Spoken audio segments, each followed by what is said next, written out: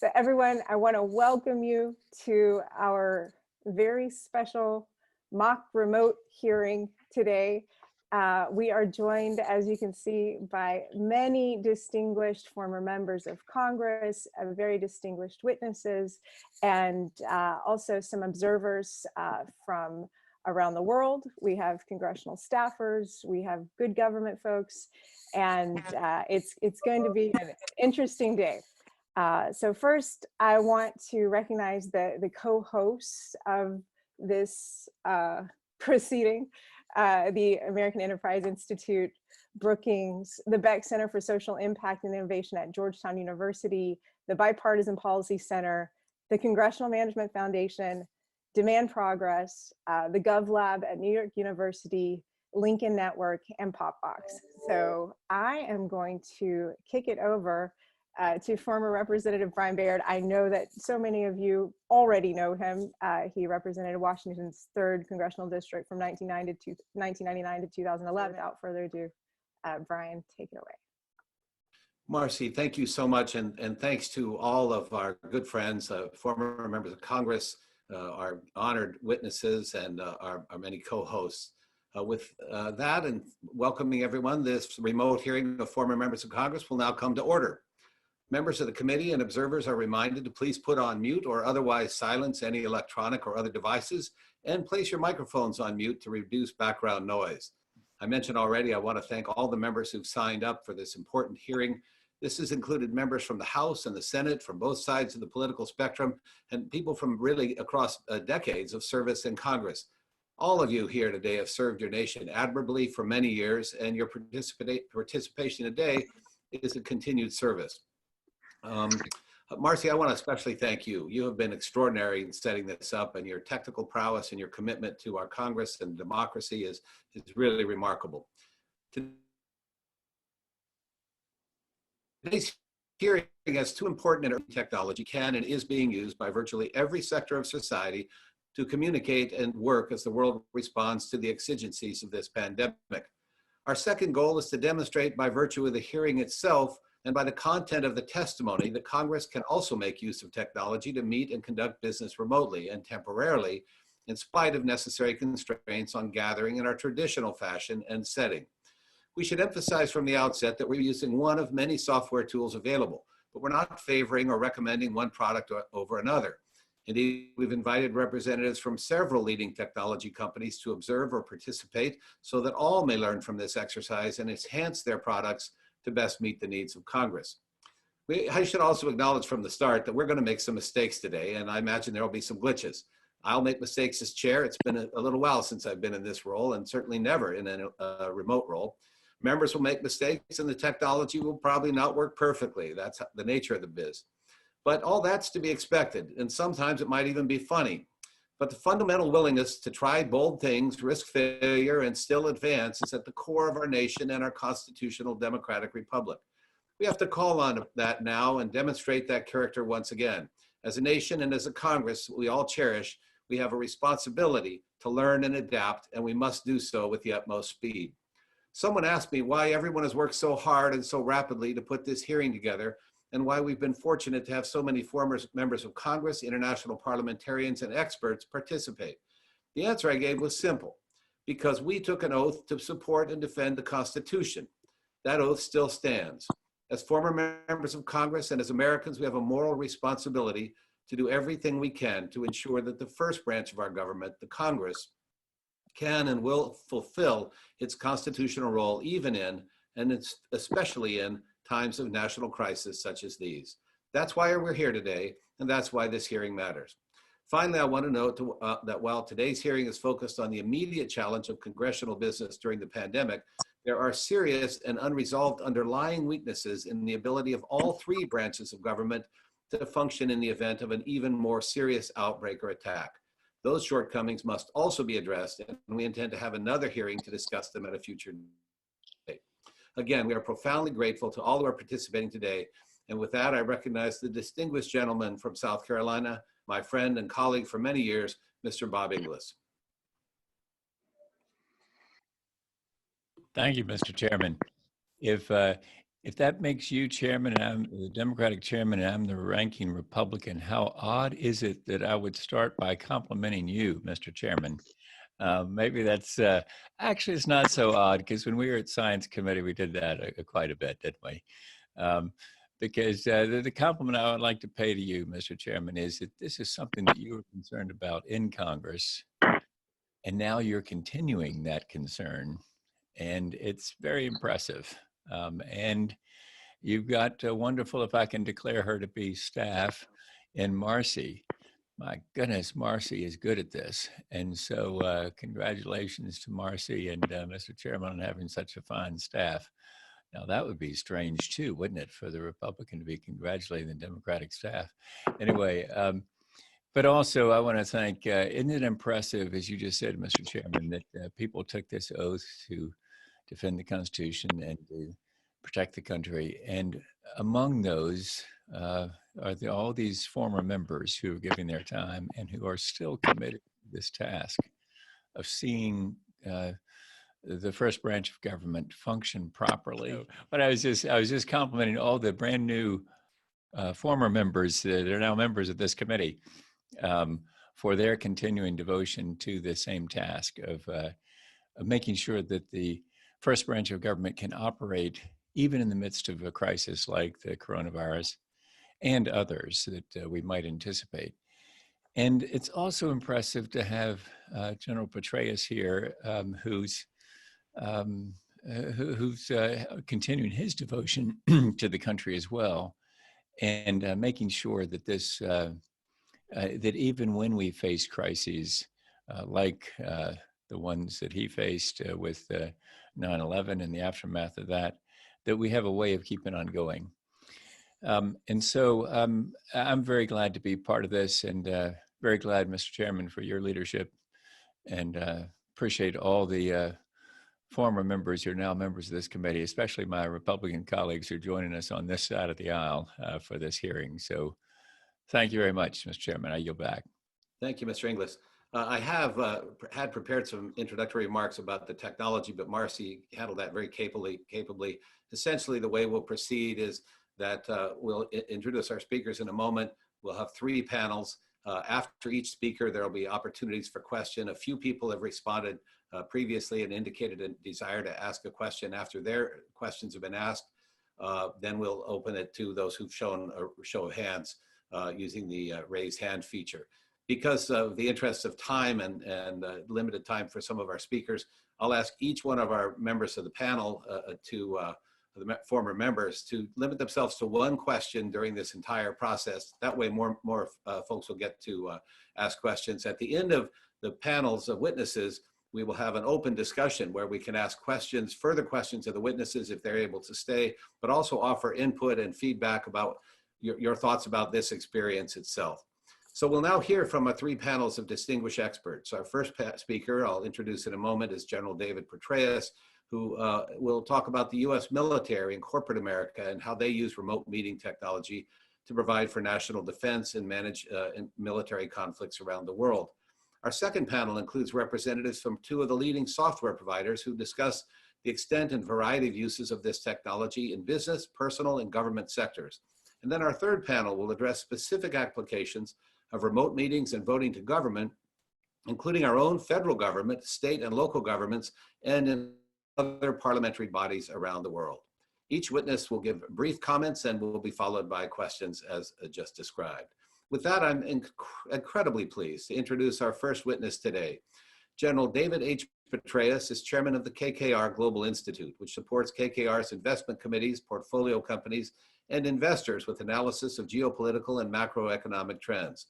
However, many of us know the general well because prior to KKR, he served over 37 years in the US military, culminating his career with 6 consecutive commands, 5 of which were in combat, including command of coalition forces during the surge in Iraq, command of US Central Command, and command of coalition forces in Afghanistan. Following that, his service in the military, General Petraeus also served as director of the CIA from 2011 through 2012. General Petraeus, it's an honor to have you with us here. Thank you for your service over the years, and thank you for serving again by joining us today. Congressman Baird and Inglis. Thanks very much for the invitation to participate in this gathering and for pulling it together with the great assistance of Marcy. General, thanks can I interrupt for 1 second? I would point to member, I very much apologize for that. Members will be able to see you better if they go up to the upper right of their screen and click speaker view. Right now, you're in a fairly small image for many of us. So folks, if you want to see a better picture of the general, click on speaker view and he will, there he is. Sorry, General, my apologies. Not at all, much preferable to be larger than life. Thanks to the many former members for joining in and frankly, for your great support of our men and women in uniform during the time that I was privileged to serve. As the Congressman noted, I was asked to discuss the use of video conferencing technology when I was the commander of the surge in Iraq, U.S. Central Command, and coalition forces in Afghanistan, as well as director of the CIA. And then for the past 7 years as a partner in one of the world's foremost global investment firms, KKR, and as chairman of KKR's Global Institute, having learned that the highest calling in life after government is the private equity industry. It's not an overstatement to say that video conference capabilities were hugely important at the strategic level, the level at which I operated in my final 3 combat commands, interfacing with the President, the Secretary of Defense, the Joint Chiefs, as well as with our operational and tactical level commanders that comprise the organizations I was privileged to lead. In fact, as some on this call may remember, I even did video conference sessions with members of Congress from time to time, in addition to the hearings that Ambassador Crocker and I did in Washington during the surge. In fact, I should note that I preferred the video conference sessions as there were no cameras and there was therefore less posturing. But please keep in mind that those sessions were over secure video teleconference links conducted from secure compartmented intelligence facilities and requiring extraordinary bandwidth, extensive communications infrastructure, and numerous skilled personnel. This telecommunications architecture was and is well beyond that available to most businesses, though certainly some, including the firm at which I'm privileged to be a partner, and many of the academic institutions with which I've had affiliations, typically do have impressive VTC links. But back to my experience. When I commanded the surge in Iraq, the work week in Washington literally began with a video conference that the President hosted from 7:30 to 8:30 a.m. from the Situation Room of the White House, with his entire national security team around the table with him, during which he immediately turned to Ambassador Crocker and me in Baghdad. It started on time, concluded on time, and generally featured dialogue just between the President and the Ambassador and me, with occasional questions allowed from the Vice President and Secretaries of State and Defense and the Chairman of the Joint Chiefs. The Commander of U.S. Central Command was also on that video conference from wherever he was at the time, and members of the NSC not in Washington would be linked in from wherever in the world they were located while traveling as well. Nothing shows a president's priorities like a 7:30 a.m. VTC every Monday morning. Every Tuesday morning during the surge, I also had a video conference at 7:30 a.m. Washington time. On those days with the Secretary of Defense, Chairman of the Joint Chiefs, a handful of their key people, and again, the Commander of U.S. Central Command.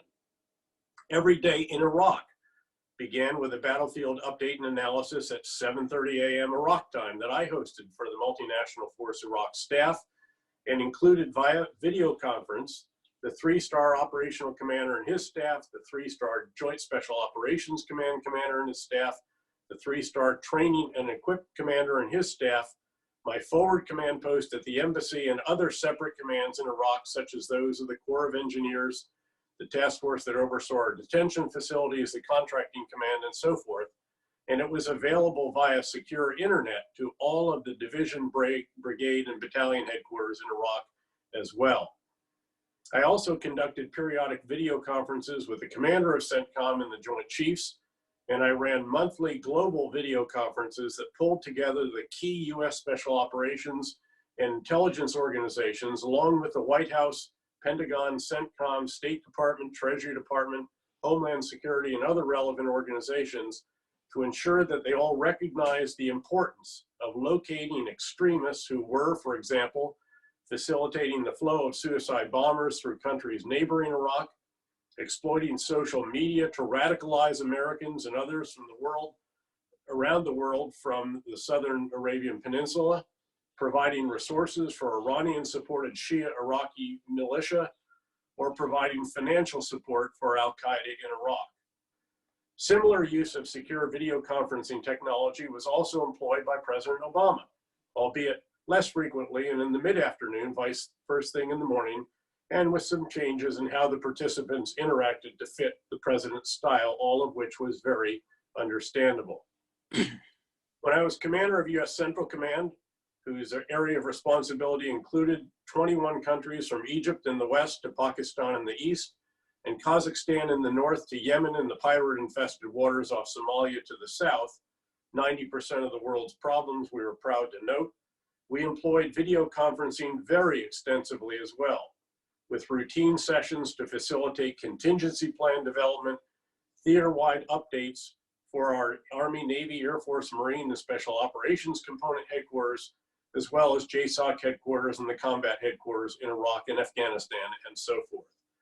The same was true in Afghanistan, though we often had to bounce signals off an additional satellite for our links to the United States. And that was where I used to note that no commander in the field ever had enough troops, money, drones, or bandwidth. Bandwidth literally became an asset that was as precious in certain respects as were some of our weapon systems. Indeed, it became an enabler for the employment of some of our kinetic capabilities. We operated similarly when I was the director of the CIA, communicating by secure video conferencing around the world with key station chiefs, military and intelligence counterparts, and the CIA representatives at every major military headquarters in the world. And needless to say, in all of my final military positions and at the CIA, on some occasions, I monitored critical operations linked by secure video conference capabilities to various operational commanders and capabilities from our general purpose or special operations forces.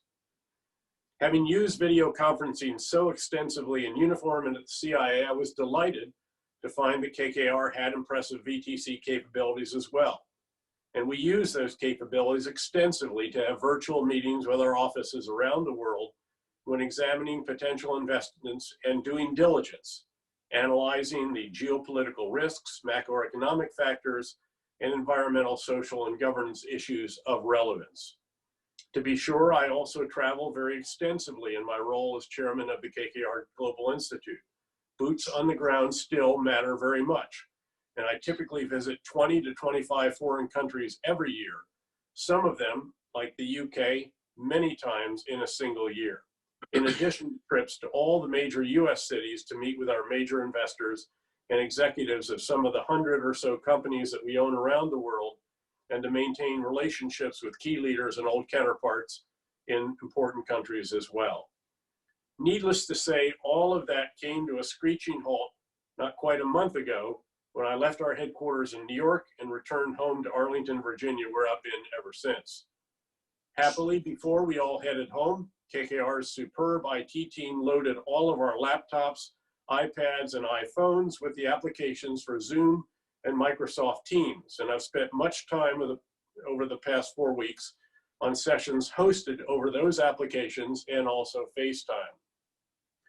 Of relevance to this gathering, I don't see why platforms such as those and others could not be used more broadly by folks in business, and with appropriate security measures and remedies to the issues identified in recent weeks in those platforms, why members of Congress and government agencies could not do likewise. In truth, I have never understood why members of Congress did not make greater use of the capabilities that were routine in the military and elsewhere in government, especially over the past decade or two. Clearly, commercially available applications that run over commercial internet and telecommunications links will not have the security of the military's secure VTC technologies, operated only from secure compartmented intelligence facilities.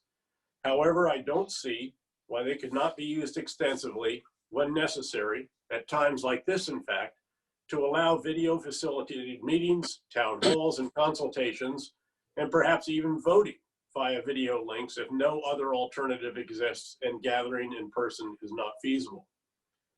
One of the key areas of focus for the Global Institute I'm privileged to lead at KKR now has to do with the implications of the pandemic for the future.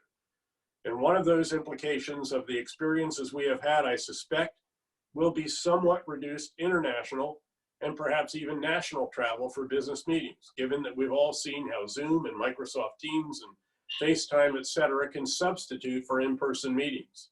And also, perhaps given lingering concerns about health safety on airplanes and trains. For the past 7 years, I have beaten myself up, traveling through the night and so forth to make presentations at conferences, contribute to various meetings, participate in think tank and activity at academic institutions and so forth. To be sure, there is sometimes no substitute for being there in person. But what the past month has shown many of us is that Zoom and other video applications can quite easily substitute for being present in a conference hall or room. Needless to say, this virtual gathering demonstrates that as well. Again, there will have to be further work by the designers of those platforms to ensure that zero-day defects are found and fixed, that security flaws are remedied, that users understand their responsibilities in setting up meetings, in choosing and disseminating passwords, and in controlling the meetings in order to ensure security, clear video, and uninterrupted audio, and so forth. And it's great that you have representatives of Zoom and Microsoft following me. I'm confident that they will lay out their actions to address some of the issues that I have identified and more. So with that, Congressman, thanks very much for the invitation to be part of a session on a subject that is very topical and hugely important at this time, and has implications for how Congress and other government organizations can operate in the future, which I fear will continue to feature significant health concerns in the months and perhaps years that lie ahead. Like the military, members of Congress have to show up for duty, especially at a time of the greatest crisis in post-Cold War history, during which the enemy, the coronavirus, has already killed far more Americans than the 9/11 attacks, the war in Afghanistan, and both wars in Iraq combined. But as this gathering demonstrates, showing up virtually is an option that deserves further exploration, experimentation, and eventually implementation. Thanks very much, and I welcome any questions you might have. General Petraeus, thank you for those inspiring and informative remarks. Those of us who had the opportunity to visit with you in Iraq and Afghanistan remember well those briefings you held, and I can't think of a better way to start our hearing. Not only did you impress us with how much you had used video technology, you also showed that you never slept. As I listened to the times at which you scheduled your meetings, anybody who followed that clock, there are a lot of 7 o'clocks during a 24-hour day as the sun moves across. And we certainly saw that, and thank you for your sacrifice and performance. Thank you. That was a privilege. With that, I want to, Congressman Inglis and I have decided to forego questions ourselves so that members can have more opportunity. And I'd like to call first upon the gentleman from Texas, Mr. Martin Frost. Brian, as you know, because you served with me, I was co-chair of a special task force set up by the Congress after 9/11 to discuss this very issue of continuity of government in a national emergency. We had a lot of very good people on that task force. We considered a lot of very serious issues. Unfortunately, the leadership of both parties in both houses did not want to make any changes of any consequence. They just said, oh, we don't want to deal with this. This is too hard. It's never going to happen.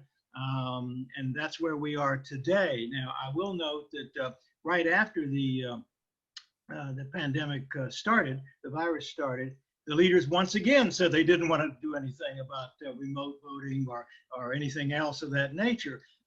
It appears to me that Speaker Pelosi may have softened her views a little bit, that she's willing to, I think now, to at least consider this. But the majority leader in the Senate does not appear to be willing to consider this issue. What do we do to mobilize support among the leadership in both parties in both houses to very seriously consider remote voting? Martin, I think one of the things that we do is we have this event right here, which shows that certainly the hearings are possible. And as some of our speakers later on from both the UK and Spain, those countries have also experienced with actual voting.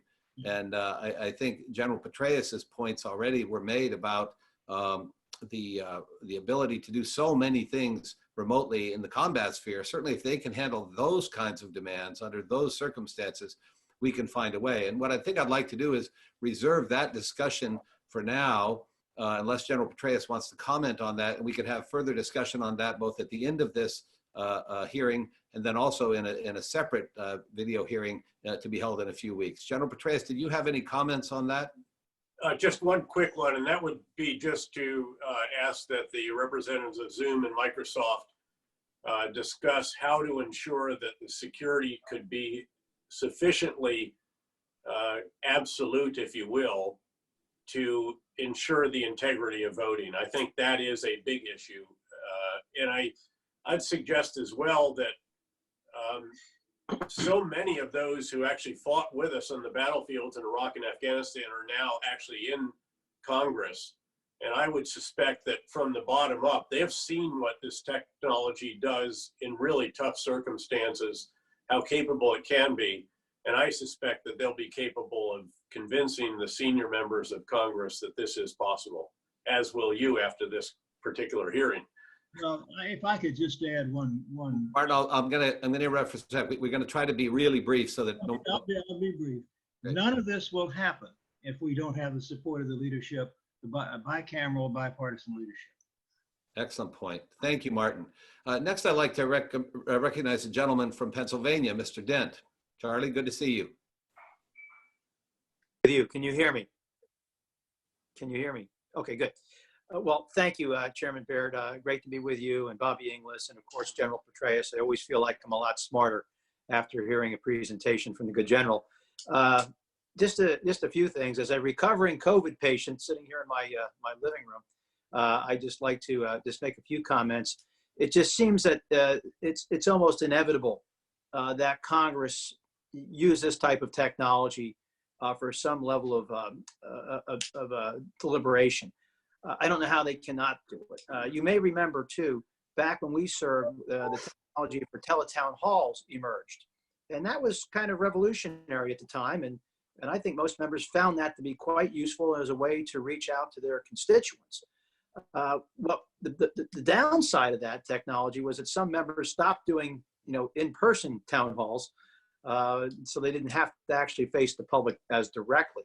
But it just seems to me that Congress will have to do this because it does not seem that we are going to resume to business as usual. Even when we're given the all clear sign, it just seems that there will be, we might not be shaking hands as much, kissing on the cheek. I mean, there's all sorts of things. Even at the various public venues, we will probably be more socially distanced than was the case before. So I suspect that this technology is going to have to be employed much more broadly. And I guess the only question I would have, and I can direct this to anybody, General Petraeus may not want to answer this one because it might be more to deal with Congress, but, I would not want Congress to use this type of technology too much, I guess is what I'm saying, or as a way to avoid actual in-person meetings. I just saw today that corporate boards of directors are having their annual meetings now as necessarily remotely, but obviously that makes it harder for proxies and others who want to make noise at the shareholder meetings. It's harder now for them to do so. So I guess my question is, how do we balance this? How do we make sure that we use this appropriately? But when the time is right, I think we're going to want to resume to more business as usual in Congress. So how do you strike that balance? I don't know that any of us know the answer, but Congress has to move forward. So if anyone wants to take a shot at that. Actually, I would like to, because I felt very strongly that among the freedoms that we were fighting for downrange was the freedom to express oneself, even when that freedom was expressed by criticizing us. The freedom of the press and freedom of speech, we were very committed to. As I said, even when it was the pink ladies jumping up and down behind us at a hearing before they were summoned out. So that's a wonderful point, actually, and there would have to be, again, a use of the technology that allows individuals that want to, again, express a view that is perhaps different than that of the leadership to indeed express that view. I think that's more procedural, though, than it is, if you will, sort of technology. And I think that's very doable, and it would just require, again, a degree of trial and error with procedures as to how to allow folks to express themselves fully. Over. Thank you.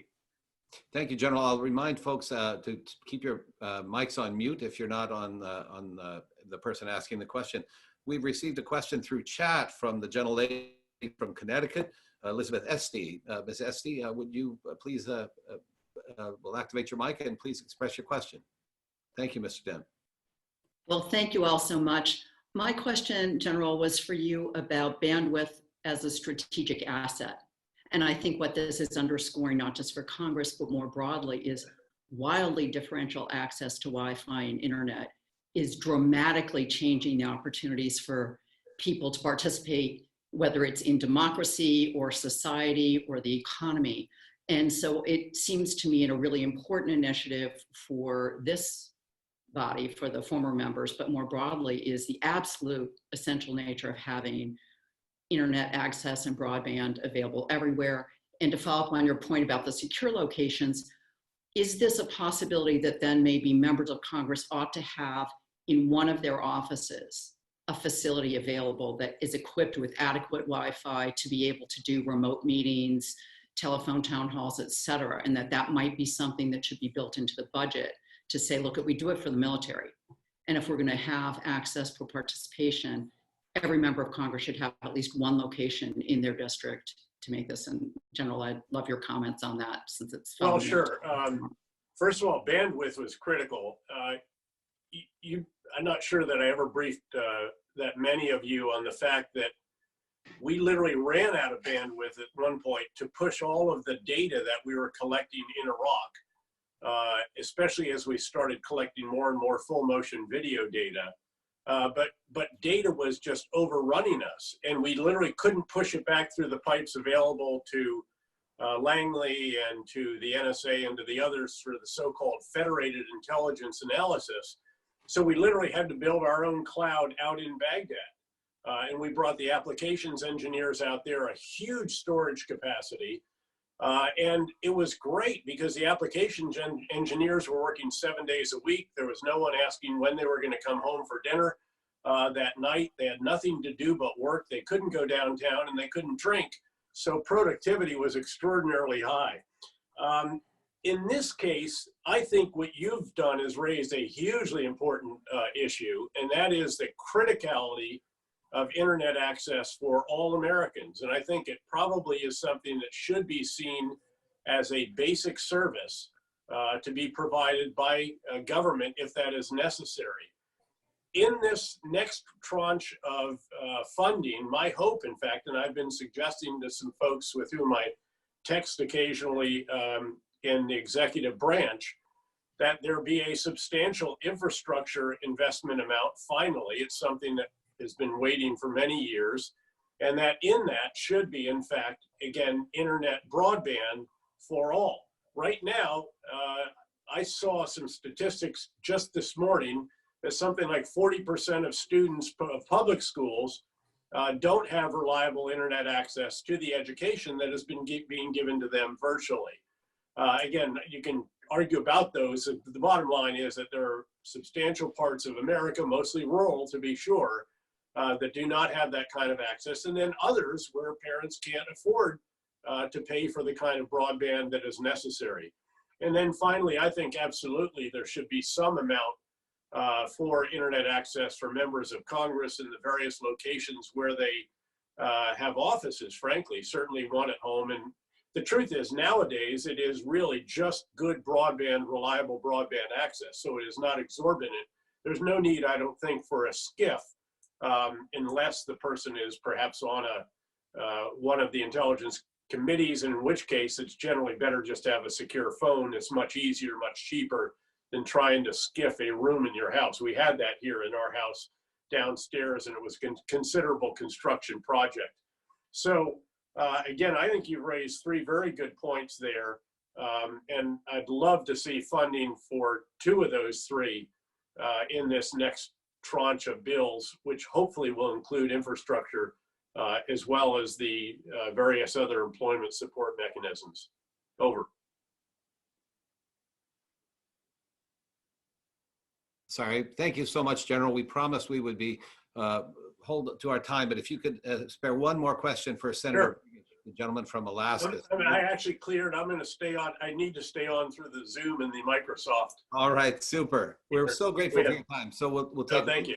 We'll take one last question from Mr. Begich, and then we'll move to the next panel. Mr. Begich. Thank you very much, Mr. Chairman General. Thank you for participating. Appreciate it. In an odd way, I think Alaska has unique aspects that you had to deal with, very rural areas with limited access in lots of ways. And I guess my question would be, I think, I've been involved in a project over the last 3 weeks working with another former governor here in Alaska, talking to 3,000 Alaskans throughout the state and the most remote areas. If you could say maybe 1, 2, or 3 real quick, what have been the challenges or were the challenges for some of those very remote areas that you had to deal with when you were setting up or dealing with these type of video conferences? Obviously, the military had lots of access to many types of equipment, but I think of rural Alaska, but I know in some states, rural West Virginia, for example, the internet access is poor at best. But any thoughts on that of what you had to do to kind of overcome some of those obstacles? Thank you very much. Well, at the end of the day, Congressman, the truth is that we had assets that I don't think you're going to expect communities to have. I mean, if all else failed, we had huge satellite shots and we had a lot of bandwidth off the satellites, but it was those 25 megahertz segments that I was really referring to. And those were fought over in the same way that all the combatant commanders and combat commanders fought over predators and a variety of other what were called low density, high demand access issues. I think in America, that there could be a combination of different solutions to these problems. I mean, another of the challenges that we had is obviously we were getting shot at, we were getting blown up. And so we literally had challenges safeguarding microwave towers. The internet access throughout Afghanistan was remarkable. It was tied obviously to telecommunications structures, but the problem there was that they would be shut down either through intimidation or violence. Again, I don't see that in our own country, and it used to mystify me that Afghans actually almost anywhere in the country had access, line of sight to these towers. Yep, some of them were in pretty high peaks, and so a line of sight was pretty helped by those, and yet that we could not get that in the United States. And as always, it's a combination of solutions. It's going to be fiber wherever you have the density to justify that. It can be the existing cable that is already there, or at the end of the day, again, we start doing tower shots of various types, hopefully not satellite, given the cost and the limited, again, availability of the kind of bandwidth that you really need. But again, I think the telecommunications providers have been extraordinarily innovative in recent years, and that continues. Even when we thought, there was a book called Captive Audience, that these major telecommunications providers had virtually monopolistic power over their subscribers in certain areas. Well, that is no longer true because they're gradually working through technology solutions that challenge, again, those that have the existing fiber and cable or copper, either in the ground or on telephone poles. So I don't think this is at all, by any means, insurmountable. It's just a matter of providing the money for that, which again, I think would rightly be part of an infrastructure package that would also address a lot of the other issues in America that we haven't fixed in terms of roads, bridges, ports, and a variety of other elements that will dramatically improve productivity for American workers, which is what infrastructure is really all about, because it then increases the potential GDP of a country. Thanks. General Petraeus, thank you so much. A couple other members have asked questions, but I'm going to have to apologize. We need to move to the next panel. General Petraeus, you're welcome to stay. I'm delighted you will. The one question I would have for you is it possible you might make available your prepared remarks so we could add it and send it to the members post this hearing? It is, without some of the asides, probably. Sure, that would be fine. I really greatly appreciate it. Thank you so much. And if there, by the way, we plan at some point to make this available so others can see the potential for this. If there are any parts that you felt you want to restrict for sensitive reasons, just let us know and we'll try to edit those out. You bet. Thank you. General, again, my apologies to members who did not get to ask their comments. We now move to the second panel, and we have two individuals representing technology firms. We have Doug Deitterick, the Senior Technical Specialist supporting the federal government and Department of Defense for Microsoft. Doug has spent the last 12 years at Microsoft, most recently as Senior Technical Specialist supporting the federal government and Department of Defense. His focus has been on the Microsoft Teams platform, which delivers an all-in-one collaboration solution, including voice, video, and chat. The other speaker will be Rick Drum, Head of Federal Sales for Zoom. Mr. Deitterick, if you would lead off, please, that would be appreciated. And we'll follow that with Mr. Drum, and then we'll open it up for questions. Perfect. Thank you. And thank you for the opportunity to come speak to you today. At Microsoft, we understand that house business has a structure, process, and workflow involving planning.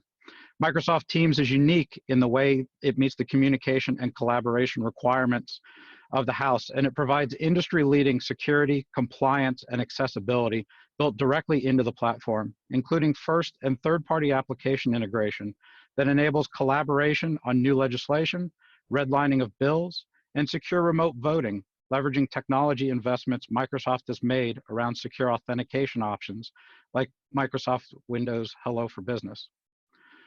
For meetings, Microsoft Teams allows for collaboration before, during, and after a meeting, allowing attendees to view and contribute on their own device, on their own schedule. Meetings are made easy with one-click join from the desktop application, a web browser, or mobile device, and include the capability to record a meeting and allow a user to search the transcript for a topic. Upholding congressional transparency imperatives, Microsoft Teams facilitates broadcasting of live and recorded events like town halls, hearings, or even floor proceedings. Microsoft Teams live events broadcast internally or to the public can have up to 10,000 attendees. These events support interactive digital question and answer, as well as DVR capabilities such as pause and rewind.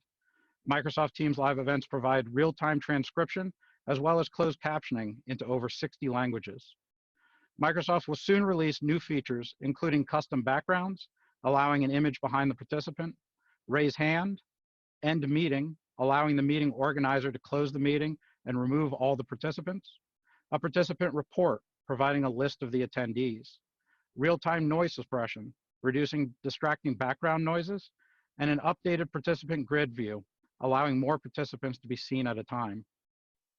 The House is included in Microsoft's Government Community Cloud, or GCC, which provides compliance with US government requirements for cloud services. Content is segregated from other customer content, stored within the United States, and access to the content is restricted to screened Microsoft personnel. GCC complies with over 24 standards, certifications, and accreditations as required by US public sector customers. Microsoft owns its own infrastructure and is not reliant on another company to host our service. Microsoft Teams is secure and compliant, including capabilities to secure sensitive data, to stop malicious links, to ensure appropriate access, and to provide compliance for legal hold, retention, and case management. Our security is built in and not bolted on. Microsoft has no standing access to an organization's data and has included in the end user licensing agreement with the House protection for congressional speech for any official data stored on Microsoft's infrastructure as per Article 1 of the US Constitution. One of the largest benefits of using Microsoft Teams is the House already owns the license for every user, has already deployed it across the environment, and the Congressional Staff Academy is delivering frequent trainings contributing to increased usage. Last week alone, the House conducted almost 3,000 Microsoft Teams meetings. For Microsoft Live events, The House recording studio will help produce the live event, easing the process of hosting a broadcast. Mr. Deitterick, you're giving us fascinating information. I'll ask you to conclude fairly soon so we can move to the next panelist and questions, please. Yes, sir. 2 sentences left. Hundreds of thousands of civilian federal users use Microsoft Teams, and the Department of Defense is onboarding millions of users into the same environment, into the same secure environment used by the House today. Using Microsoft Teams for chat, collaboration, and meetings will provide the House with a secure and compliant way of conducting business today and into the future. Thank you for your time. Thank you very much. Mr. Drum. All right, I'm going to show one slide and one slide only. I'm not going to talk through too much for everybody here. Thank you, Doug, from Microsoft. Great content you shared and discussed, and regarding video and chat and meetings and encryption and all those things, that's exactly what Zoom is. Everyone right now is in a Zoom meeting. Zoom was built for video, okay? So this was from the ground floor up, a video first company. So what you're seeing right now is a very rich video experience amongst the members in this audience, where you can actually see every participant in this meeting. Regarding Zoom and Zoom for Government, I just want to make it clear, all the meeting data, everything that happens within Zoom for Government is stayed within CONUS. There is absolutely no way for any meetings to leave CONUS within Zoom for Government. Zoom for Government is also US persons only.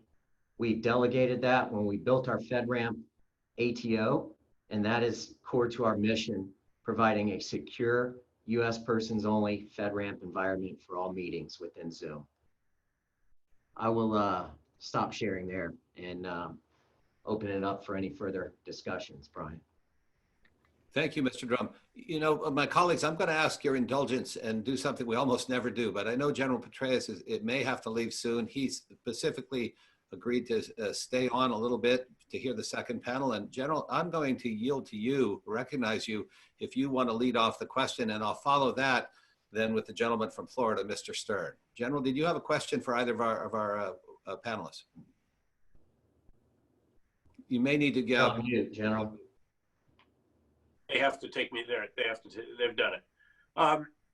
I'd just ask, especially for the representative of Zoom, some detail on what you have done in recent weeks, as the use of Zoom has literally exploded, and as there have been various challenges that have emerged in a couple of those cases that have been enough to get certainly headlines. And in fact, I've been party to some of the email exchanges with your founder and so forth. And I thought it might be useful for you to lay out a few of the activities that you were undertaking. And frankly, noting that it's been fairly refreshing to hear a founder of a firm acknowledge that there have actually been shortcomings rather than trying to deny or temporize about them. Over. General, it is an honor to have a question come from you. Let me first start there. Yeah, so to answer your question, yes, Zoom has had some meteoric rise in users in the last month. And as my wife has said, Zoom has kept American teachers teaching their children right now with our platform, doing what we're doing right now, for a teacher to see the students and acknowledge every student in the class, see the engagement level of those students, and continue on with a sense of community. General, a lot of the problems that have arisen that everyone has been hearing about kind of emanated from the vast rollout for education. And what I mean by that, a lot of teachers weren't necessarily taught how to set up Zoom in a secure manner. They would set up a personal meeting ID, much like you would do an audio conference, and say, anybody can dial in and enter these numbers and join my meeting, and you will have bad characters show up and do things. And a lot of the teenagers found out, oh, I can join Miss Crabtree's class right now because it's open in the wild, and I'm gonna start saying things and making funny faces at everyone in the class. We went through and discussed this and said we have to educate people on how to change their meeting IDs, how to enable waiting rooms, how to have a more secure Zoom meeting environment, and not expect everything to run without a little training. And that's one of the things we pride ourselves in Zoom for Government. Every government agency that comes on board with us goes through an extensive training with engineering, administrative training, how to run meetings, how to set meetings up, why all meetings are encrypted, why everything is stored in the continental US. And Mr. Drum, let me interrupt for 1 sec. Excellent answer. I just want you to cut this one a little bit short so we can hear from other panelists or other questions from members. Sorry for the interruption. Did you have any final comment there? I didn't mean to cut you off immediately. No. I'll talk all day, but that's fine. Thank you, Brian. General, did you have one follow-up question before we go to Mr. Stern, either for Mr. Deitterick or to? I'd just offer the same opportunity to Microsoft, given again the explosion of MS Teams use in recent weeks as well. In fact, a lot of us have used it for the first time in this past month. Thank you, sir. And I would say from Microsoft's standpoint, security is paramount to what we do. And we can leverage similar capabilities to ensure that only the correct users get into the correct meetings, as well as making sure that all of this is backed by your Active Directory credentials, or in this case, your house credentials. Only, making sure that just the users you want in the meeting are the ones that are there. Great. And Congressman, with that, I'm going to have to sign off because I have to jump on another Zoom at 1. We're very grateful for your presence today, General. Pleasure Thank you. to be with you. All the best to you. Thank you. Thank you. With that, I know the panel thanks the General as well, and I'm pleased to recognize the gentleman from Florida, Mr. Stearns. Cliff, thank you for your indulgence as we allowed General Petraeus to ask his question. Cliff, you're recognized now if you're still there. Yes, can you hear me now? We can. Thank you, Brian. And I say hello to my good friend Bob Inglis too. I think General Petraeus actually asked part of my question, which was the reports that we've seen in the media with security flaws and perhaps misrepresentations by the company of Zoom. And so my question is, Rick Drum, I think you've described what Zoom's doing to respond to these reports and establish trust.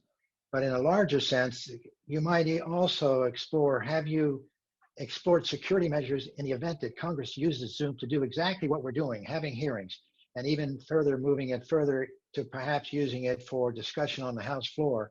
Have you done any simultaneous exercise to simulate that it could be interpreted, it could be impacted by a foreign government? Well, I have to say a foreign government couldn't join a Zoom meeting if you had every person join via video, right? If you were to be audio only and allow anybody to join a meeting just on audio, you would never know who that is unless you have secured credentials to join the meeting. With Zoom, we do password protect, we enable waiting rooms, we have only authenticated users can join. You can remove participants and you can lock meetings. These are things that once a meeting started and you see the 50 people that are in your meeting, you can lock that meeting down where nobody's going to be able to join that meeting at that moment on. So there are a lot of parameters and guidelines you can build out with Zoom to make sure that only certain specified people are in that meeting and housed in that meeting with you. Thank you, Mr. Thank Drum. you. Mr. Deitterick, did you want to comment on that briefly? Sure. As I mentioned for General Petraeus, Microsoft takes security very, very seriously. And we've made, huge investments in being able to secure our infrastructure and options that are available to the House through our wider Office 365 applications provide for those capabilities to not only control the meetings themselves, but to look for potential malicious acts or threats, outside of the meeting as well. Because as you are all aware, this hearing is really the tip of the spear, but there is a lot of work and activity that happens behind the scenes. And we have ways and abilities to protect all of that document creation and collaboration as well. Thank you, Mr. Deitterick. Thank you. We'll entertain one or two more questions before we move to our panel, our next panel. The gentleman from New Hampshire, Mr. Sweat, has a question, and I'm going to also, as soon as Mr. Sweat phrases his question, because it may be related to one by Mr. Kopetsky. So, Mr. Sweat, would you express your question, followed by the gentleman from Oregon, and then we'll invite the panelists to answer. Thank you, Mr. Stearns. Sure. Thank you, Brian. It's good to see you and to see many of our former colleagues on this meeting. I am asking a question that really has been answered by many of the previous ones, but I'll broaden it just a little bit, that has to do with security. And I'm very interested in understanding what are the problems that the systems have right now, and what are you doing to fix them in the future? Because I'm assuming that you don't have a perfect platform, and that you're not yet finished on plugging all the holes that allow people to listen in, to influence, or to take control of the technology. So I'm very interested in where is this going in the future, and what are you doing to make it even more perfect so that it can be used with greater confidence? I guess that question. Mr. Drum, hang on one sec before you answer. Let me see if Mr. Kopetsky wants to add. He had a similar question he submitted. I just want, we'll pack those up, and this will be our last question for this panel. The gentleman from Oregon, did you have a question as well? Thank you, Mr. Chairman. Yes, it's very much related. I have conflicting information, but it's my understanding that the Pentagon, the United States Army, has regulations that says that Army personnel may not download the Zoom application on U.S. Army computers. And so I'd like to have that clarified by Mr. Drum. The other, just for the audience out there that may not be aware, that the Congress does go into closed sessions in a number of different settings. It's not just our national security issues, and it may be about foreign affairs, maybe discussing human rights problems and get reports on certain countries, or ways and means where it's served. We may have some sensitive information given on pending trade agreements. And there's also business practices that need to be kept confidential, but in order to get at the facts there. So this is very relevant. It's very important. Of course, General Petraeus mentioned the general national security, what we more think of national security issues, and that's got to be very well protected. But I'm curious as to what's going on now with Zoom and the Pentagon. If they did say that you're not allowed to download the Zoom application on U.S. Army computers. Thank you, Mr. Kopetsky. Mr. Drum, would you address that? And then following Mr. Drum, Mr. Deitterick, I'll ask you to offer some final remarks before we move to our next panel. Yeah, I think there's been a lot of media coverage, obviously, regarding Zoom. Recently, as of Tuesday, the CIO for DoD, Dana Deasy, just gave authorization for Zoom for DoD, for telework. Downloading the client is one thing. Running meetings in Zoom for government is different than running meetings in Zoom commercial. Okay, so let's make that point front and center, loud and clear. Everything in Zoom for government, as I stated, is CONUS only, highly encrypted, highly managed. And we are doing everything any software company would do when a low vulnerability is found in software. All software companies, Microsoft, Oracle, Cisco, we all have vulnerabilities. We have bug bounties that are continuously monitored. We make changes, we fix those. These last vulnerabilities, just so you know, the FedRAMP PMO gives us 90 days to correct low vulnerabilities. 3 of the 4 vulnerabilities were low vulnerabilities within Zoom. We corrected those in 24 hours. Our CEO basically had a mandate that said the next 90 days, all we're going to do at Zoom is security. No more feature enhancements. Security and security first. Thank That's you, what we're Mr. Drum. doing. Mr. Deitterick, if you would like to close with some final remarks, then we'll move to the next panel. Thank you. Thank you, sir. And to the question around security and what we are doing to kind of protect against that, you know, the Microsoft engineering teams are always working to bring additional capabilities, as well as to look for any security vulnerabilities that might exist in our products, and provide updates and fixes to patch those potential vulnerabilities. We also have a dedicated security team that will monitor our service 24/7, and we provide, you know, significant and substantial investments in security of our own infrastructure and services. Thank you. I really appreciate the input from this panel, and we now move to our third panel. We'll let the others silence their mics. Hang on one moment.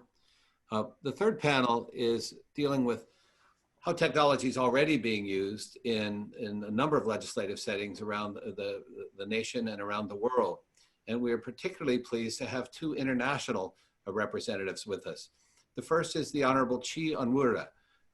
She's a member of the Parliament from Newcastle, UK. She is a British Labour Party politician who served as the Member of Parliament for Newcastle upon Tyne Central since 2010. She currently undertakes the role of Shadow Minister for Business, Energy and Industrial Strategy and Shadow Minister for Digital Culture, excuse me, Media and Sport.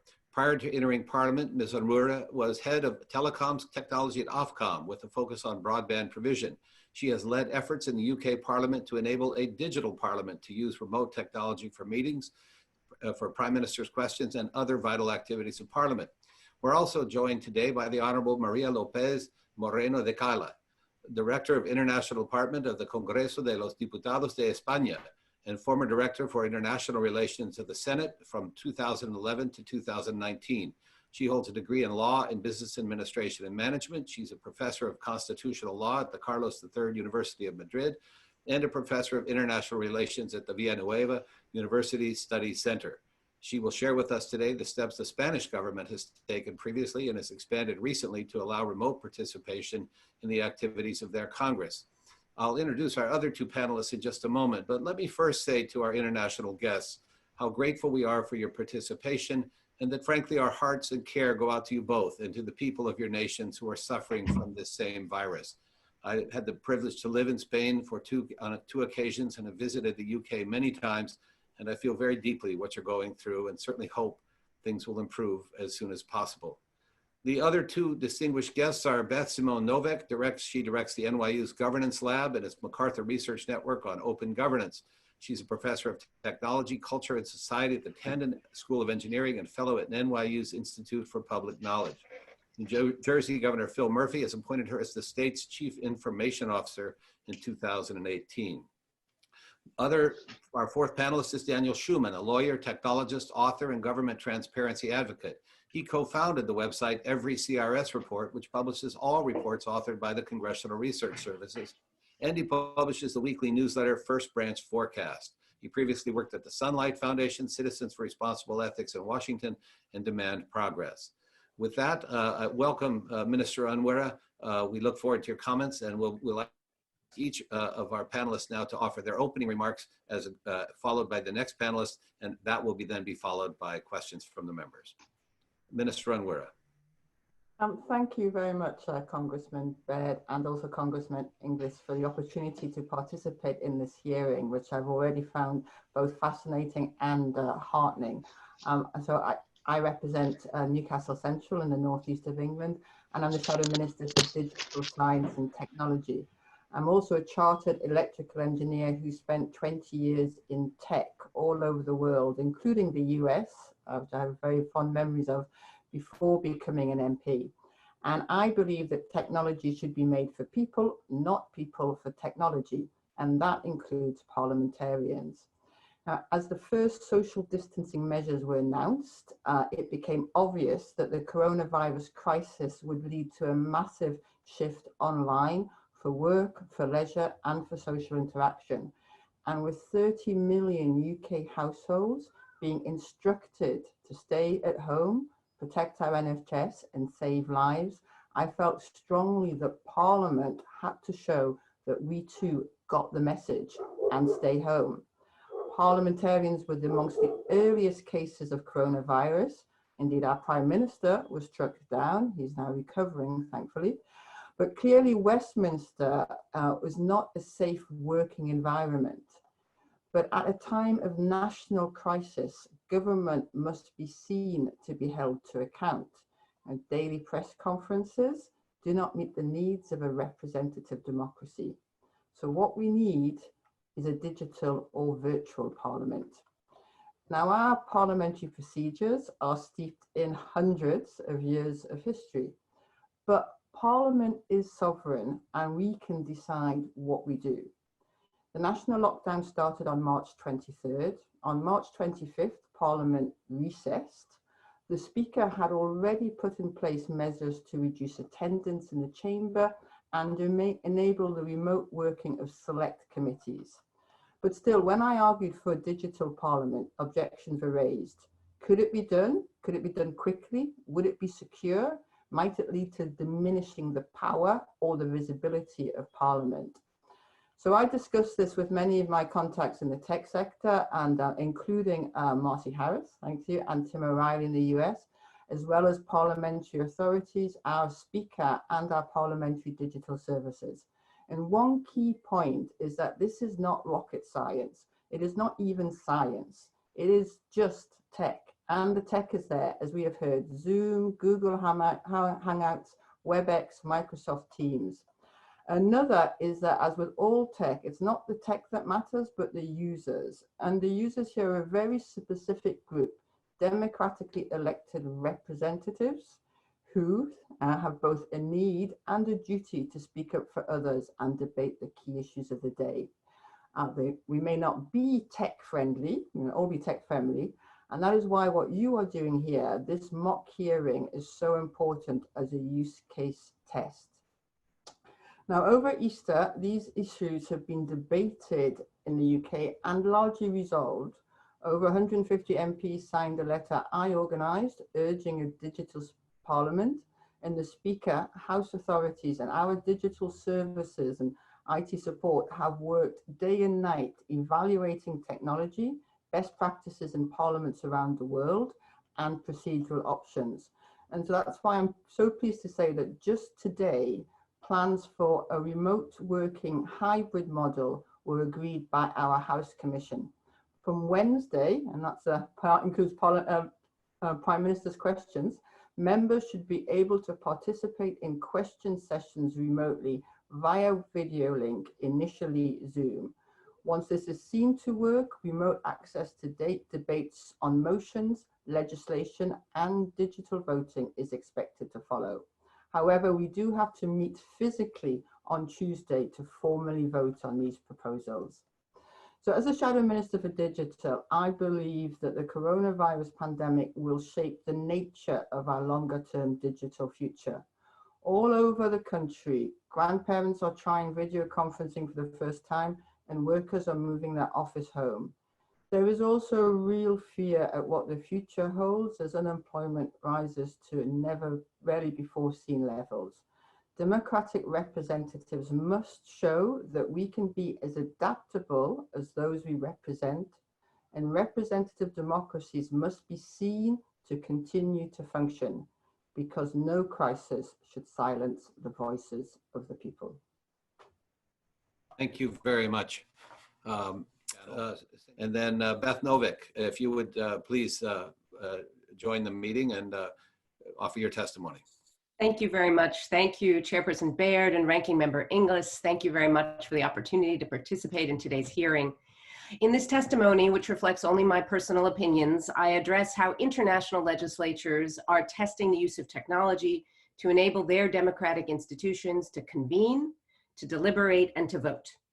As we've already heard, many public bodies are convening remotely to good effect. New Zealand, for example, and Paraguay are among the many legislatures turning to online video tools, such as Zoom, Microsoft Teams, Cisco web meetings, and Google Hangouts to convene. Last week, approximately 30 parliamentarians of France's National Assembly used Zoom to convene a committee hearing with the country's digital minister and discuss contact tracing apps that track proximity to someone infected with coronavirus. Much innovation is coming from Latin America. Chile's Senate, for example, is now meeting remotely. During a deliberation, the chair of a committee operates a clock that shows the timing of the session and can mute and unmute the members. For voting, each member appears on the screen and then states his or her vote. The Ministry of the Interior and Public Security, in collaboration with the Senate's IT department, have created a document compiling the best security practices. One of the biggest security risks, however, as we've already heard today, stems not from the technology, but simply from members tweeting out the meeting IDs to the public. Some members have expressed a desire to continue deliberating online after the pandemic has passed, specifically to continue their work while visiting constituents far from the capital, where they travel every single month. In Brazil, the Congreso Nacional de Brasil has passed a new resolution which enables its 594 members of both chambers to work remotely. All participation in their Senate is now virtual. For voting, the Senate has a simple but secure process using an application known as the Remote Deliberation System, abbreviated SDR in Portuguese. Members vote with a secure PIN and a password. Then they authenticate their vote with their face. And a further authentication is effectuated using a code sent via text message or WhatsApp. On Tuesday, for example, April 14th, the Senate met remotely and passed a bill that allocated food surpluses to people in need. The Brazilian Senate offers a phone line that members of parliament can call for technical assistance. Finally, the shift to using new technology for convening, deliberations, and voting creates the possibility to use many of these same technologies to tap the intelligence and expertise of the public in order to improve the quality of lawmaking, a practice which we at the GovLab refer to as crowd law. This April in France, for example, 65 members of their parliament across all political parties sponsored an online public engagement called The Day After, which invited the public then to offer solutions to life after the coronavirus on 11 different challenges. In conclusion, legislatures are successfully using IT not only to survive this pandemic, but actually to thrive. In Ecuador, for example, 129 members out of 137 members of their parliament attended a recent virtual session on first responders, far more than normally turn up. We have heard Churchill's quip about not letting a good crisis go to waste repeated many, many times in the last month, and that is no less true than in the case of lawmaking, where the crisis is creating the impetus to use the technology long available to us to improve the deliberative quality of the legislative process today and to innovate tomorrow. Thank you. Thank you so much, Ms. Noveck. I understand Director López is now available remotely. Director, gracias por venir. I hope so. Do you hear me? We can hear you fine. Thank you. It's okay. Thank you. Sorry for that.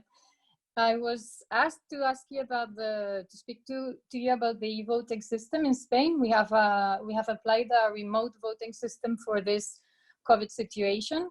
We had used a previous system we had applied in 2012.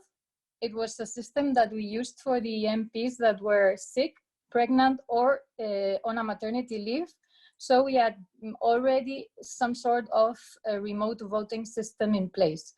This system allows the MPs who request to have a remote system to be given a list of matters on which he or she can vote, and a specific time frame for the voting. This time frame is usually 2 hours long, and it must finish at least 1 hour before the beginning of the plenary session.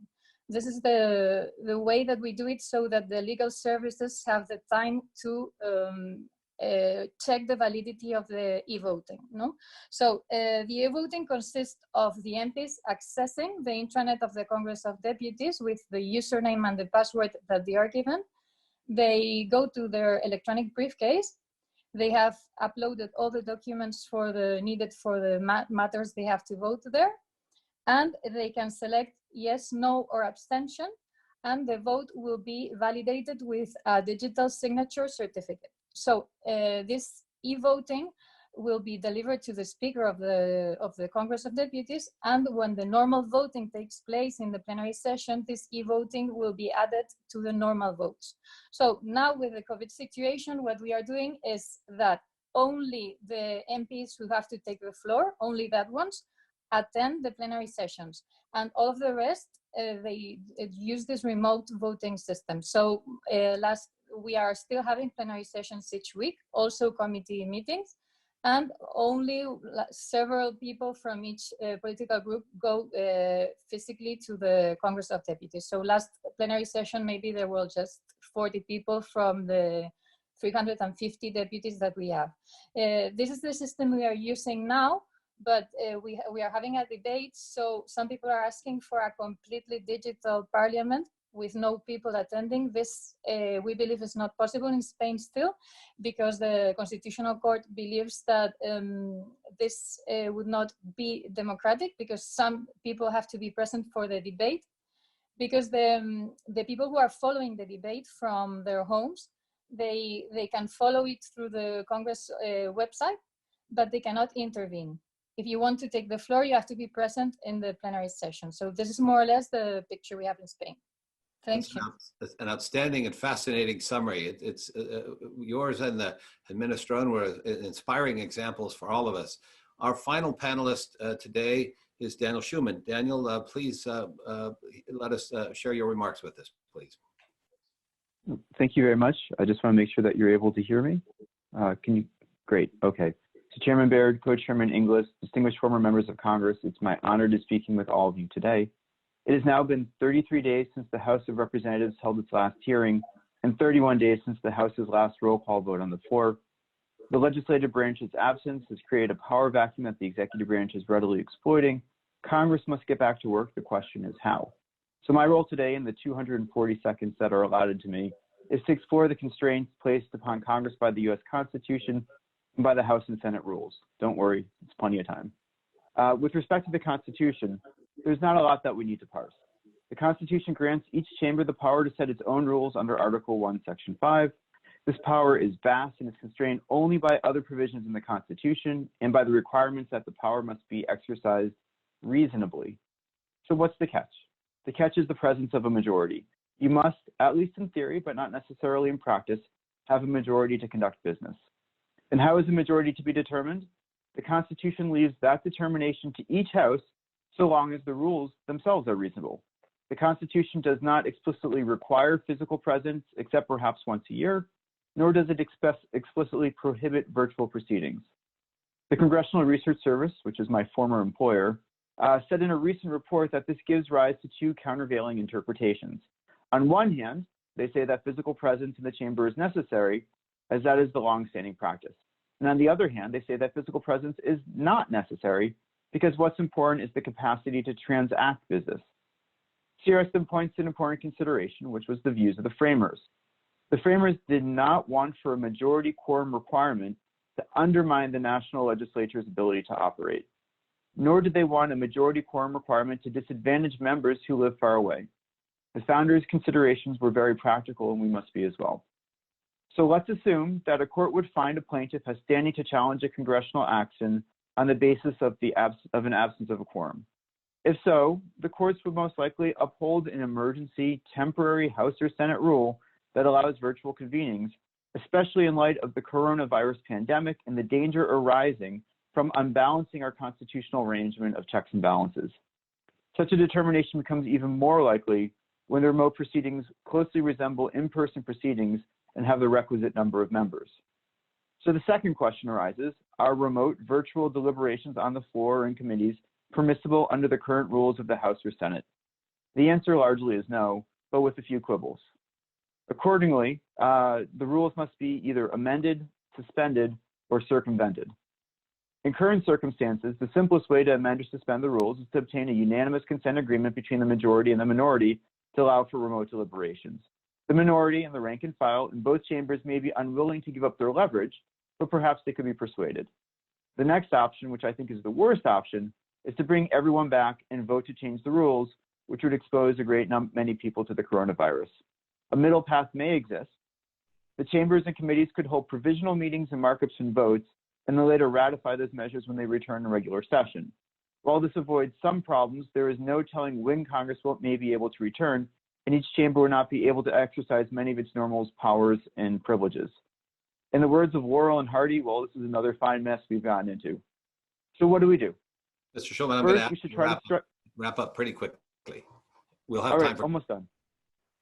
Okay, first we need to strike an agreement in each chamber that allows the floor to reopen and return for concessions to the minority, immediately restart the committees. And next, they need to work collaboratively and quickly to create long-term fixes. In this emergency, Congress has to get back to work. Thank you very much. Thank you, Mr. Schulman. And I would just say to all the people observing, we prepared, I think, an outstanding briefing book for all of you, and many of the issues Mr. Schulman just mentioned, as well as Ms. Noveck, are addressed in there, and we will add to that from our other panelists as well. Thank to all four of our panelists. The key message here, of course, is that this is being done already around the world and at many states within and municipalities within our country. There are umpteen examples and abundant examples to learn from, and from Mr. Schulman's testimony, it appears we have the authority constitutionally to try to replicate some of those. So I've been received several questions from members, and I will start with the gentlelady from Pennsylvania, Ms. Hart. That will be followed by Mr. Altmaier and then Mr. Carnahan. Ms. Hart, if you're with us still, please ask your question. Okay, thank you. It's a pleasure to be with everyone, and I appreciate everyone giving their time today. In my earlier submission, I think part of the question was answered, but it was regarding the security and the hacking that might occur when these kinds of tools are used, especially in a setting where legislators are debating or discussing issues. And I think I received some answers already, but I wanted to specifically ask Chi if they had experienced that sort of thing, and if they had learned from that and had the opportunity to take measures to make their system more secure during the process. Thank you very much, Congresswoman. I think that this is a really important question, and it's one that's occupied not only the parliamentary authorities, but we've also been working with our National Cyber Security Centre on this. One important point has already been made is that a parliament is by definition open. Our proceedings are open. In fact, we want as many people as possible to see our proceedings. So it is not the same security risk as, say, our cabinet discussions or our security discussions, but there are security risks there. And what we have done, what our parliamentary authorities have done, have worked with Zoom to use a more secure version of Zoom, which is already being used by our cabinet office, for example, and which reduces the possibility of certainly eliminates some of the possibilities of I think it's called Zoom bombing and other security threats. Now, I think we will see that obviously something like this will be a target, but equally, and we have seen in our physical parliament, we have seen demonstrators enter, try to if you like make points by coming in undermining the physical, trying to undermine the physical security in Parliament. So I think there is some risk there. We've worked to eliminate it, but we also realise that we can never make it completely go away, and we face risks in the physical world as well. Thank you very much. Mr. Altmaier. Thank you, Ms. Hart.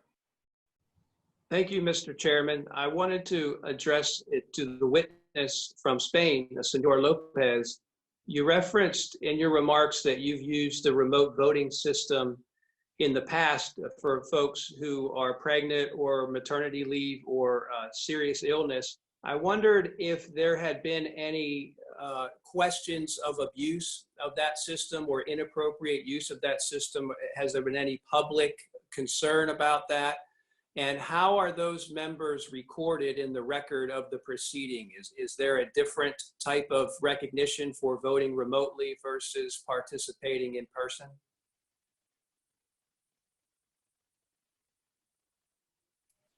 quite well.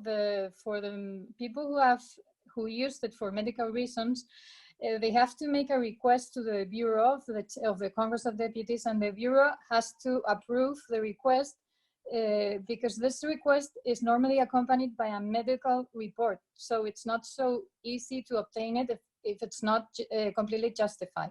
It's how it worked then. So there have been no special cases where we thought there was being an abuse. And as for the remote system, we use a system that allows the legal services to check if this person is really ill, because once they cast the vote using the electronic system, a legal clerk from the parliament makes a telephone call to this person and makes sure that this is the person voting and that the vote he wants to cast is the one that we received. So now with the COVID system, it's being changed because now everyone is using the system, so the telephone call is no longer possible. So now there's less security now, let's say. But we are, for the time being, we think that with the digital signature and the code access that they are using, it's enough for now, because we cannot make it possible to make a telephone call to everyone, every one of the MPs. Thank you very much. Ms. Onwurah, Minister, did you want to comment on that issue at all? Oh, I think, thank you, Congressman. That is so initially we are not using digital voting, but we have in place the processes and systems to support that. Once the digital, like the remote interventions and remote questions is seen to be working, and we are going to be using, we already have electronic systems for tabling questions and for tabling motions, and so we're going to use that secure system to support electronic voting. It's not, and again, the comparison is being made with the physical systems we use at the moment, which is one of the people working on it said to me, that could be compromised if a member of parliament had a twin who wanted to walk through the lobbies and pretend to be the member of parliament. That is a possible scenario. Nothing can be sort of 100%, but we manage the risks down so that it can be recognized, and also it can be traced. And that's what we hope to see coming into place soon. Thank you so much. The gentleman from Missouri, Mr. Carnahan. Thank you, Brian. It's great that you all have organized this. Appreciate seeing so many new, any former members on here. My question is, we've talked a lot about the security of the internal operations of Congress and Parliament. I'm curious from our international guest, particularly with regard to their engagement with constituents, because Congress and parliaments work well when they have robust engagement back and forth from their elected official and their constituents. How have you used these tools, obviously in this environment as a necessity, but how it can be used going forward as just an additional tool for this vital back and forth between elected officials and their constituents? Well, thank you, Congressman. That is an excellent question, and it's something that I'm grappling with right now. So the COVID outbreak has seen a huge rise in constituency casework. I have more constituents trying to contact me than ever before around raising so many questions and issues, concerns, issues about the measures that have been put in place, concerns about their future employment. And I have had to cancel we have what we call surgeries, where constituents come and ask me their questions directly.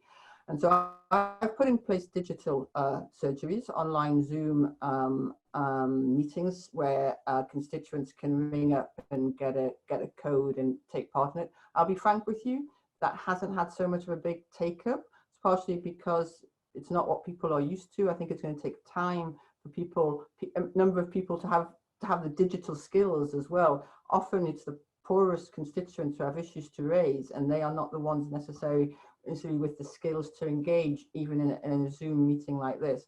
But I think that's something that will grow over time. And I'm also using social media a lot to get the messages out there and to show that email is now my biggest way of connecting with constituents. And I'm hoping to make better use of other forms, such as online surgeries, as this crisis goes on. Great, thank you. Thank you, Mr. Carnahan. We also have requests for question from Mr. Lamson and then from Mr. Carr. So I'll ask each of them to, we'll batch their questions and then we'll hear from the panelists. Mr. Lamson, if you'd state your question, and then Mr. Carr will be recognized for his question, and then we'll hear from the panelists. Thank you, Brian, and thank you all for allowing us to participate in this. It's been fascinating. Ms. Onwurah, just as Martin Frost expressed at the beginning of this hearing that there are objections here in the United States about the use of a remote system, I would assume there were also objections expressed in your parliament, same thing with Spain. What were some of the actions, if any, did y'all take specifically to try to convince members to change their minds and allow this to occur? Excellent question. And Mr. Carr, would you offer your question, and then we'll hear from our panelists?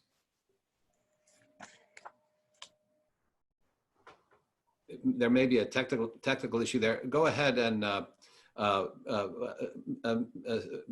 Director López or Minister Onwurah, if you could address Mr. Lamson's question about how you helped your members, what kind of resistance you may have felt and experienced, and how that was addressed. Excellent question, Mr. Lamson. So I'll go. I mean, that is an excellent question, and there was much was not vocal. It wasn't as it wasn't as obvious. We have 650 members, and the ones who talked most about the need for digital parliament and supported calls for digital parliament, the ones who were concerned about it were perhaps not so vocal. I think there were two or three really important things. One was obviously talking to and listening to the concerns and fears, because many of them are entirely natural and understandable, and some can be addressed directly with evidence around the security or around the ease of use, and that's why the ease of use of the technology is also important. But I think there was another sort of feature as the crisis has continued, and I think the last question sort of reflected that as well, is that it is in our nature as parliamentarians, as democratic representatives, to stand up for our constituents. And if we do not have a digital parliament, if we do not have a means of doing that, we can write letters to ministers, we can write letters to the press, etc. But I think what has convinced many members of the need for a digital parliament, for remote working, is the need to stand up and speak for our constituents, and to do that with another congressman or congresswoman or parliamentarian sort of 2 meters away from you looks very odd now. Now, in an age of social distancing, that kind of parliamentary grouping, it goes against what people feel is right. And so parliamentarians don't want to be exceptions to the call to observe social distancing, but we do want to represent our constituents. And I think that has been the biggest force behind bringing many members on board. Director López, what sort of resistance or support did you experience, and how did your parliament address that? Many objections to this remote system.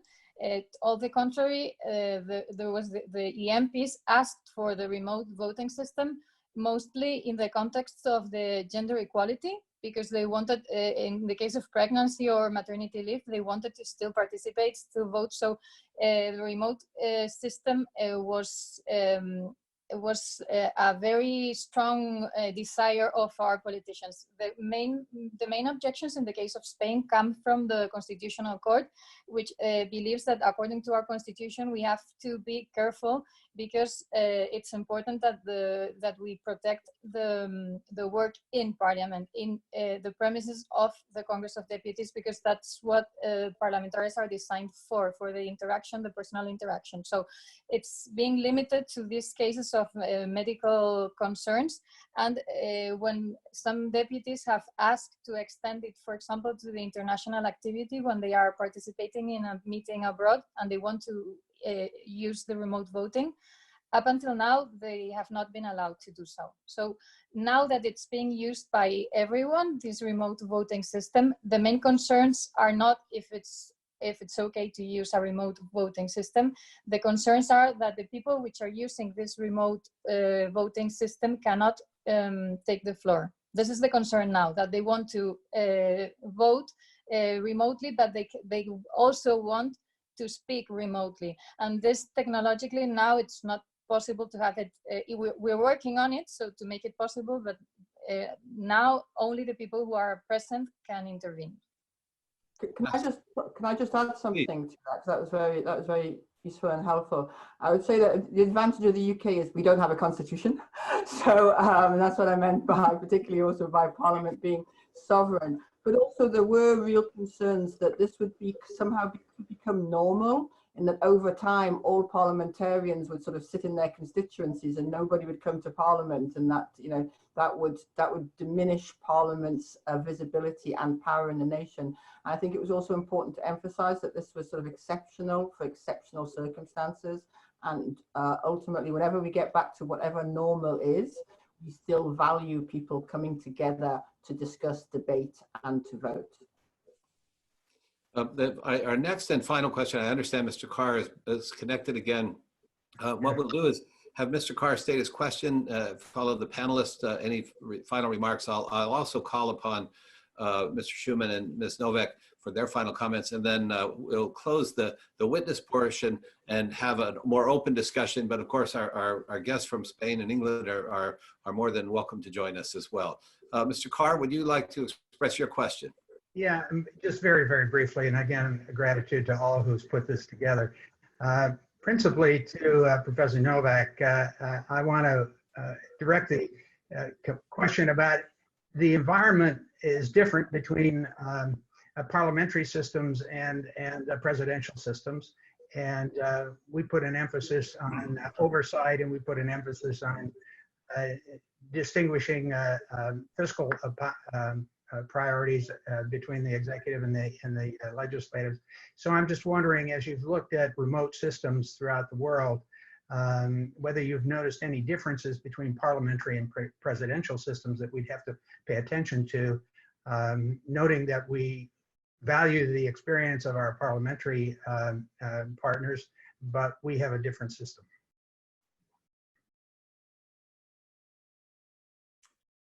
Thank you. So very, very quickly in response, what jumps out at me in terms of the major differences are actually regional, which is that in Latin America, perhaps because they have had to come from behind in many ways in terms of democratic institutions, what you're seeing is a great deal of innovation there and a great deal of willingness, exceptions aside, of course, in the UK and its constituent components in Wales, Scotland, and elsewhere. And Australia, there have been lots of experiments with online technologies, but the most forward-thinking experiments, if you will, and embrace of digital technology have been in places like Brazil, Paraguay, Chile, and other parts of Latin America, where importantly, they've built in institutions starting already a number of years ago. Brazil created what they nicknamed the Hacker Lab in Parliament. In other words, a support unit within their clerk's office that actually in their Congress has the ability to kind of maintain IT systems, develop these tools for remote voting, et cetera, and develop these tools that allow for better uses of not only voting, but then full-scale deliberation and convening online. So what's really interesting to me is really the regional kind of disparities that you see across the world. And then just very briefly, if I may, Brian, shall I sort of do my little wrap up on some of the other questions? That's fine. And I'm happy to take a number of these questions offline, and I'll put some resources in the chat. I just wanted to add on the other questions that the big, I think to the first question about security issues, is that it really comes down to two things. It's not, again, the technology so much as we've heard, but it's really a change in behavior and practices, that turning on your video allows us to know that it's you. and that therefore to authenticate using your face, which is a very secure mechanism. But there's some very simple technologies and some very simple means, whether it's raising your hand to cast a vote, that doesn't require a huge amount of innovation. But we're seeing the development of new tools that are designed specifically for technologies. And I want to reiterate the point that was made at the beginning, which is not always taking the tech as it comes, but being clear about the practices that we want to have happen. Finally, on the question that was asked from former member Carnahan on citizen engagement, I do want to reiterate that point, that this creates a huge opportunity for better uses of technology to engage with the public. And we've put a whole set of resources and tools at the link that I'm posting in the chat, congress.crowd.law, which are focused on platforms for actually engaging with members. Many of those platforms are lightweight and virtual, such that, for example, in my other role as Chief Innovation Officer for the state of New Jersey, we just ran an engagement about the future of work, 5,000 workers from the state, with a tool that they're able to use on their mobile phones or on computers, so that we were hearing on a policy matter from a whole range of people. We ran another engagement in collaboration with AARP on an issue where we heard from over 6,000 people very easily and simply. So I think this is a tremendous opportunity to continue to do what we've done before, but also to innovate in terms of secure and easy ways of engaging with the public. Thank you, Ms. Noveck. Mr. Schuman, did you want to offer any brief closing comments before we conclude this panel? Sure, just one or two. In the context of, we were talking in the context of international, but we are seeing innovation at the states. Utah, New Jersey, other places are implementing remote deliberations both on their floors and in their committees. We're seeing rollouts where it starts with the simplest thing, where you have hearings and then markups and then floor. So like, there is a lot of innovation that's worth watching there. These questions are ultimately not technology questions. The technology is basically here and available to do these things. They're about people and processes and thinking through how you deploy the resources to get people to be able to participate this way and to change their behavior. We are, in the nature of this emergency, like, we are ready to do this. It is something that is essential to be done. And I think we really just need to work together to make it happen. And I'm just thrilled to be here with everyone else. Thank you. Thank you.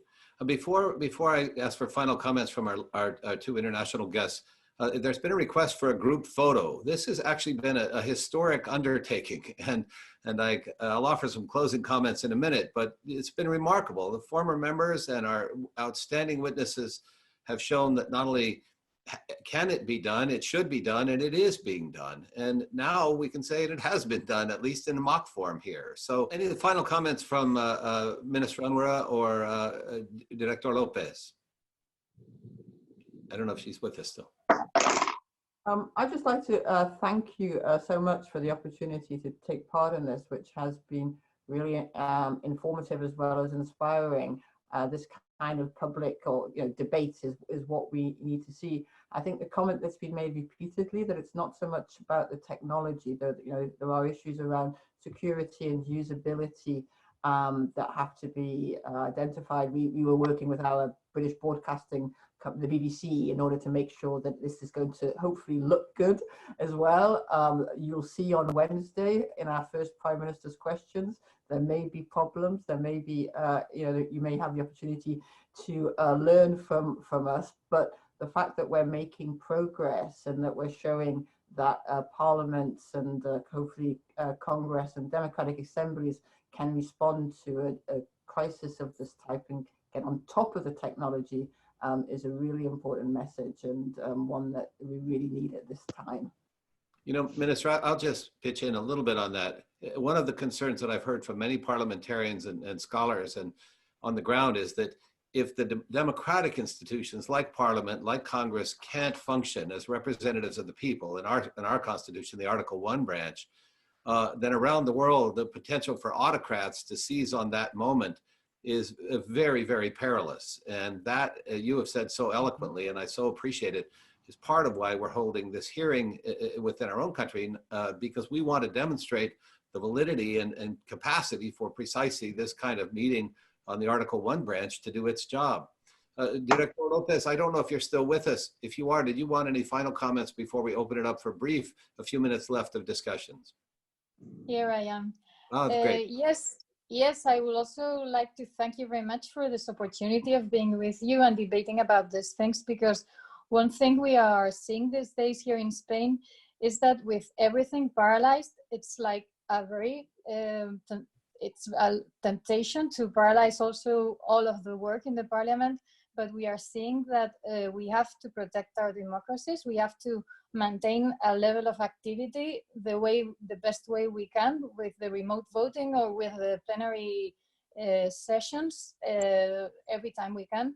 And so this is very interesting for our future also, because if this is going to be something very long, we need to maintain our democratic democracies as they have been working until now. No, thank you very much. Mr. Chairman? Friends, I'm sorry, did someone want to say something? Yeah, this is Jim Jones. I just wanted to congratulate you and the vice chair, or the co-chairman, and particularly Marcy, for a very, very good session. I'm somewhat late to being friendly with technology, and one of the things I compared this session to was when we put cameras in the House of Representatives chamber, and the resistance to that in the 1970s was significant. And through this session, I've become basically comfortable with this kind of a session, and I congratulate you. That's very gratifying to hear. Well, let's take just a couple more minutes of comments and then we'll wrap up. Just one or two brief comments. We want to try to stop at the no later than 2-hour mark. And then Bob and I'll each offer very brief closing comments. Others wishing to observe them. Vic Fazio. Thank you, Brian. You and Bob have done a great job of taking the lead on this. And I think you've made all of us comfortable with the technology and the prospect of it working effectively. You know, with some tweaks, we've learned a lot from other countries and other contributors. Here's my concern. This is going to be so effective that people are going to want to do it, and rather than come to Washington as often as they really must if Congress is to function the way it historically has. You know, people have stopped moving their families. They've stayed in their districts, and the pressure on the leadership has been to shorten the work week. It really has undermined committees. It's empowered the leadership. And I think I could see down the road members saying, well, why don't we come every other week? Or maybe we only have to come once a month. And I think what will happen is that the interaction, the human dynamic that makes Congress effective when it is functioning will be somewhat lost. So we have to make, and this goes really something that Charlie Dent said earlier, we have to make this not an easy thing to do. Clearly, we need it in a pandemic and other sorts of situations we can envision, but this can't be a fallback and an alternative to interaction of human beings. Excellent point, Jim. I'd like to, if I could get in here. I want to agree with Vic. I mean, my concern is that in Congress, too often precedent becomes process, and that if you get to this point where you're using the remote voting, that we will lose the very essence of Congress, which in reality means coming together. So I have that concern. I also, in commenting when Jim Jones chatted about bringing C-SPAN in, I was a big proponent for that. But I also got victimized by it at one point when suddenly the rules were changed and I was doing a special order and the cameras were pulled back to show that I was speaking to an empty chamber, which turned out to be fine because in the end it engendered a debate that actually benefited the minority. But what it says is that if you are in control of the technology, you have the ability to manipulate that technology to your political advantage along the way. And I think that there's a danger not only about security from the outside, but the way in which technology can often be manipulated for the benefit of those who have a political agenda. Thanks, Bob. At the current point, though, that the balance is we don't even have a Congress meeting, so we have that trade-off, don't we? Jim Colby had had a question, I believe, or a comment. And I call on Jim. I'm sorry if somebody else jumped in, but Jim, can you Mr. jump Chair? in? Who are we hearing from now, Marcy? Dennis Hurtel.